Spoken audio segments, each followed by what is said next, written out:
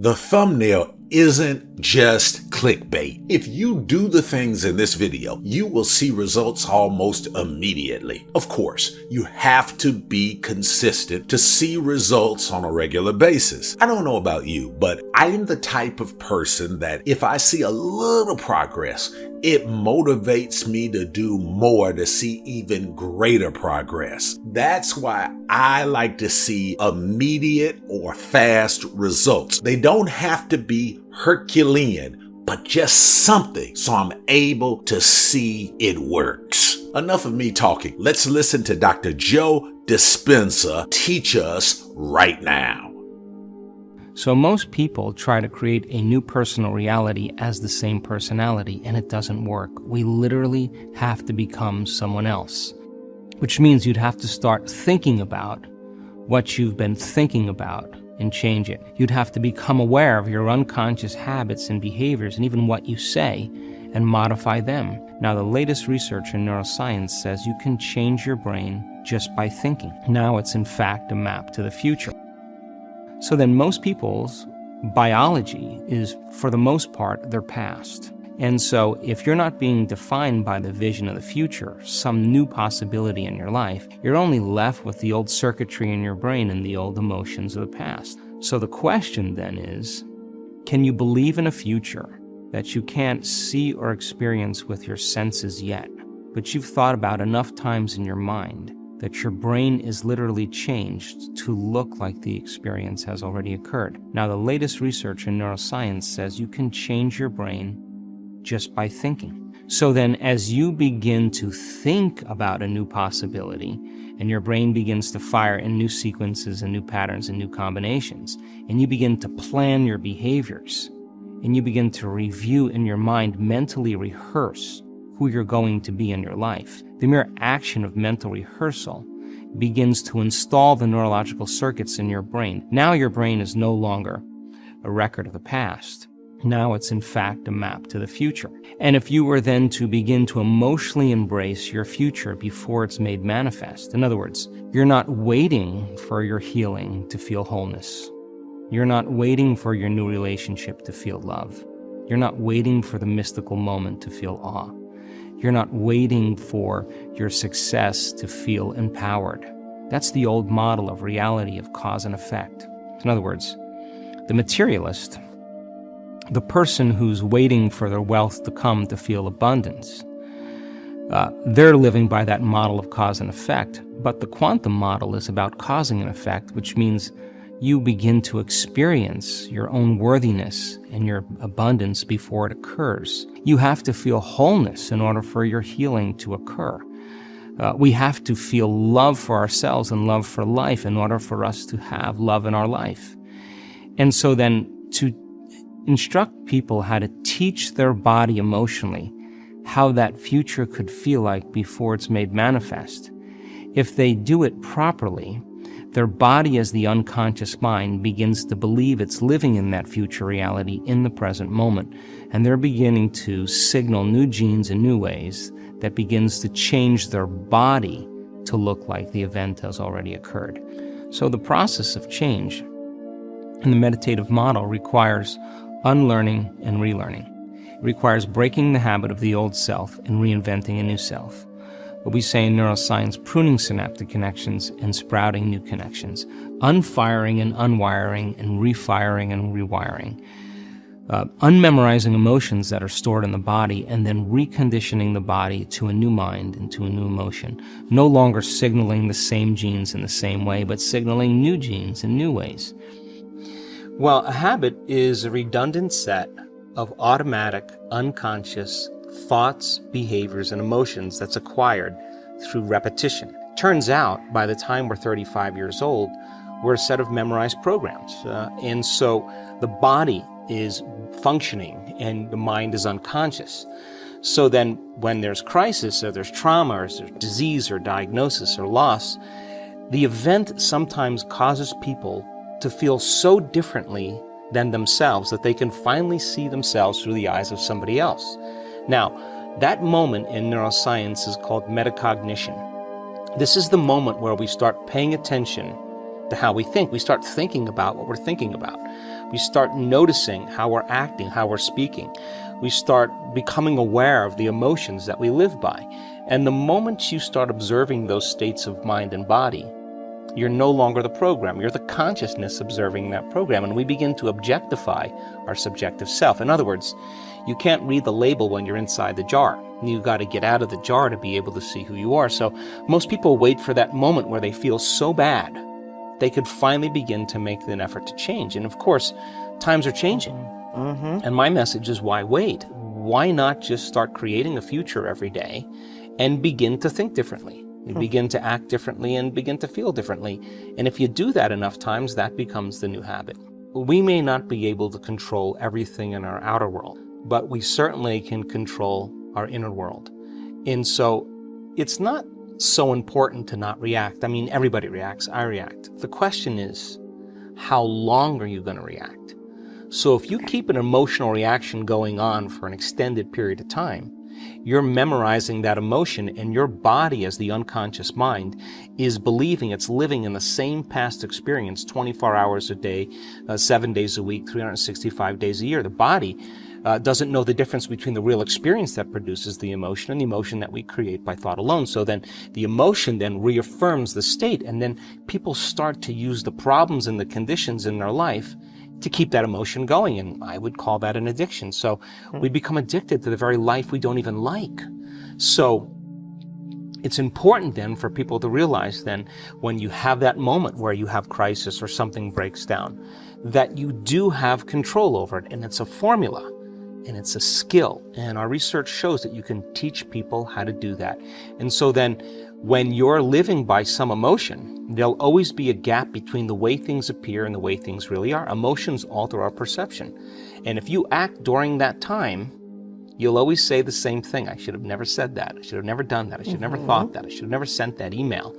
So then shortening your emotional reactions is a level of intelligence then that causes you then to recalibrate. Because most people don't think they have control over that. They'll say, that person did it to me. That circumstance is the reason I am this way. Then I would say, if something in your outer environment is controlling your thoughts and feelings, then you're a victim to your environment. And yet, how you think and feel creates your outer world. So if you're thinking and feeling equal to everything that's known in your present personal reality, you keep creating more of the same. So to change then is to think and feel greater than the conditions in your environment. And to be able to do that to such a degree, then you're no longer reacting to the same people in the same way.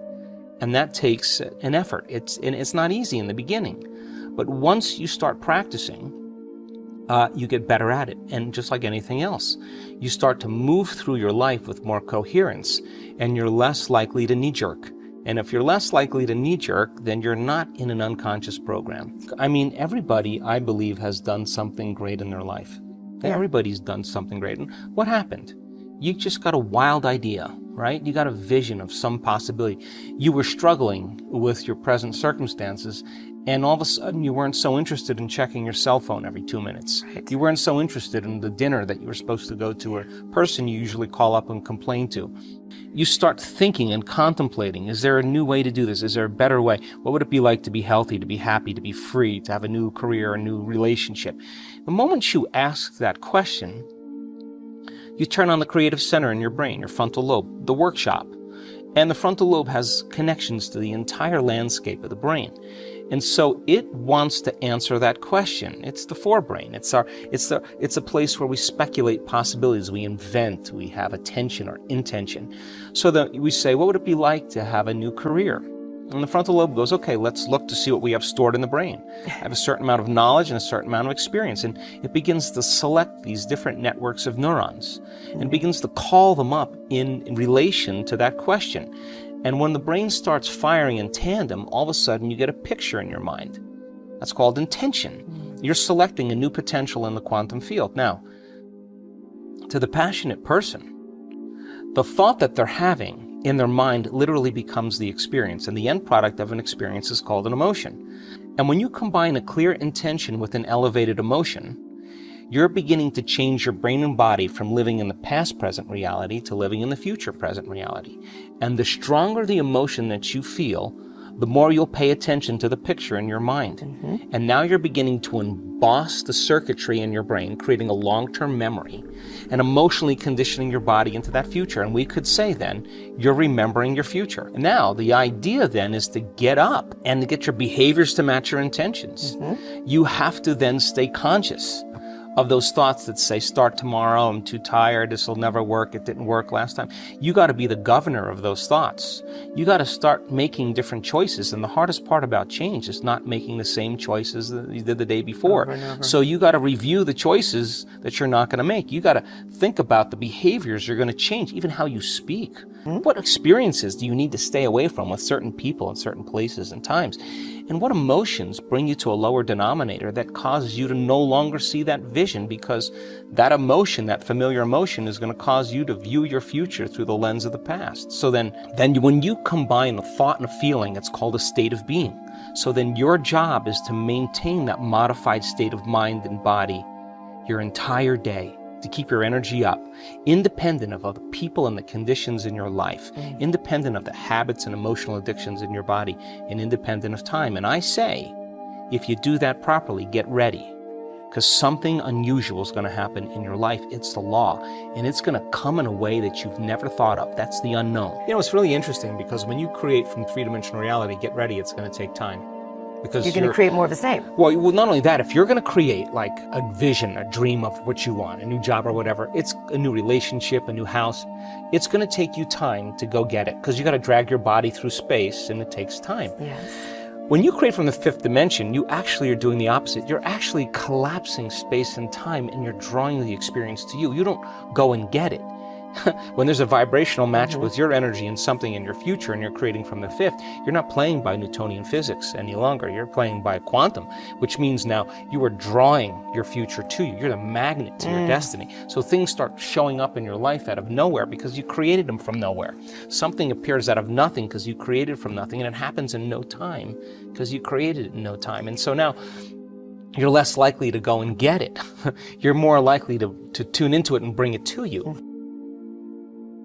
What did we learn? To create a new personal reality, one must change their thinking, become aware of unconscious habits and behaviors, and modify them. Neuroscience research shows that the brain can be changed just by thinking, turning it from a record of the past to a map of the future. Mental rehearsal installs neurological circuits in the brain and helps emotionally embrace the future before it manifests. The process of change requires unlearning and relearning, breaking habits of the old self and reinventing a new self. By the age of 35, most people have memorized programs that function unconsciously, which can be changed through metacognition. Shortening emotional reactions and gaining control over them is essential for personal growth and change. Changing one's life requires thinking and feeling greater than the conditions of the environment and not reacting to the same situations in the same way. Combining a clear intention with an elevated emotion allows for living in a future present reality rather than being stuck in the past. Maintaining a modified state of mind and body throughout the day can attract unusual and positive experiences in life. Creating from the fifth dimension collapses space and time, drawing experiences to oneself instead of chasing after them. Action steps. Number 1, cultivate self-awareness and introspection. Dedicate time to self-reflection and journaling, evaluating your thoughts, emotions, and behaviors. Identify areas where you want to grow and consciously work on them daily. This will help you recognize patterns that need changing and make you more mindful of your actions. Number 2, engage in mental rehearsal and visualization. Regularly practice envisioning the future you desire, imagining yourself acting and feeling in alignment with that future. This mental rehearsal will help establish new neural connections in your brain, making it easier to adopt new habits and behaviors in real life. Number 3, foster emotional intelligence. Develop your emotional intelligence by understanding and managing your emotions effectively. Use techniques such as mindfulness, meditation, or therapy to enhance emotional awareness and self-regulation. This will empower you to navigate challenges and shorten unproductive emotional reactions. Number 4, implement a structured action plan. Create a detailed action plan outlining the steps you need to take to break old habits and establish new ones. Break down larger goals into smaller, manageable tasks and consistently track your progress. Regularly revisit your plan and adjust it as necessary to stay focused and motivated. And number 5, embrace a growth mindset and resilience. Cultivate a growth mindset that embraces change and views challenges as opportunities for personal development. Maintain a positive outlook and persevere in the face of setbacks, focusing on your future rather than dwelling on past experiences. Surround yourself with supportive people and resources that encourage growth and resilience. You do these things and you're going to start seeing results immediately. You keep up with these things and you're going to change your entire life. Thanks for listening and watching. Share this video with someone you care about. Help us inspire 1 million people to get past their give-up point and win with these lessons of inspiration and enlightenment. Click the like and subscribe buttons. Also click the bell icon so you are notified of new content. Consider becoming a Patreon. Your $5 per month helps us hire more staff so we can reach more people around the world. Patrons get access to exclusive coaching videos, e-materials, and one-on-one coaching opportunities to help you realize your dreams as fast as possible. Click the link below and join our winning team. If you need resources such as books, programs, and etc. to assist you in your journey, check out the links below. I'm sure there is something that will help you. Now, here are a few more videos that will definitely inspire you to win.